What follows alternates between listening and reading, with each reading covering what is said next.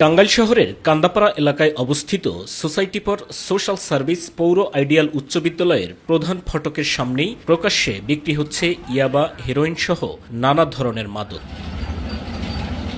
এলাকাবাসীর অভিযোগ, দীর্ঘদিন ধরে কিছু প্রভাবশালী ব্যক্তির ছত্রছায়ায় পরিচালিত হচ্ছে এই অবৈধ ব্যবসা। শহরের বিভিন্ন প্রান্ত থেকে মোটরসাইকেল, অটোরিকশা, সিএনজিতে করে যুবকেরা এসে প্রকাশ্যেই মাদক কিনছেন। এমনকি মোবাইল ফোনে অর্ডার নিয়ে সরবরাহ করা হচ্ছে বিভিন্ন এলাকায়। এখানে আমরা ব্যবসা করতে পারি না। এখানে সারা টাঙ্গাইলে বিভিন্ন জায়গা থেকে নেশাখোররা আড্ডা দেয়, মাদক ব্যবসা চলবে, আমরা চাই না।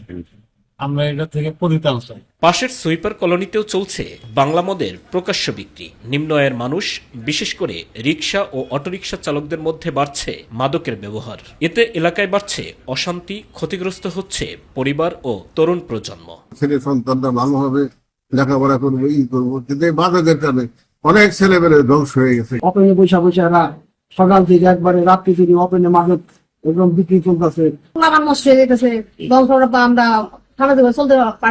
জেলা মাদকদ্রব্য নিয়ন্ত্রণ অধিদপ্তর বলছেন, যেখানে মাদক থাকবে সেখানেই অভিযান চলবে। ইতিমধ্যে কান্দাপাড়ায় যৌথ বাহিনীর অভিযান চালিয়ে বেশ কয়েকজন মাদক সেবীকে বিভিন্ন মেয়াদে কারাদণ্ড দেওয়া হয়েছে। যেখানে মাদক থাকবে সেখানে অভিযান।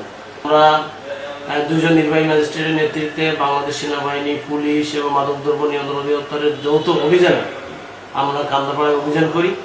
অভিযান করে আমরা 6 জন মাদক সেবককে আটক করি এবং একজনকে নিয়মিত মামলা দায়ের করি। মাদকের এই অবাধ বিস্তার রোধে কার্যকর উদ্যোগ নিবে সংশ্লিষ্ট কর্তৃপক্ষ, এমন প্রত্যাশা টাঙ্গাইলের প্রতিটি মানুষের। সাইদুর রহমান আবির, মাই টিভি নিউজ ডেস্ক।